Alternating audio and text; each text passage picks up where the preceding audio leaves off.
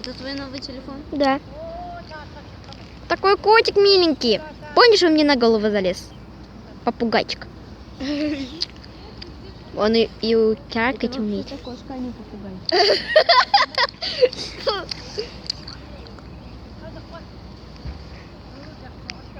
Сегодня на карате надо. О, моя подруга Школы тоже сегодня карате.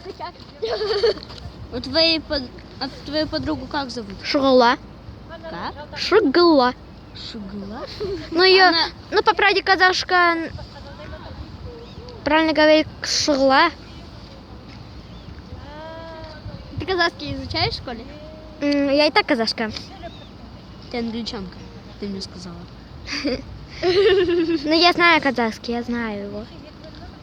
Потому что нам каждый. Давай фоткай его. Или на видос. Я и так видео снимаю. Как мы разговариваем. Если у нее шоссейник, то это означает чей-то. Но там не написано чей. Давай, давай. Залез туда! Мне послышалось, что ты сказала, если у него ценник есть, значит он чей. Там не Ладно, всё, снимайте, мне уже больно. Хорошо.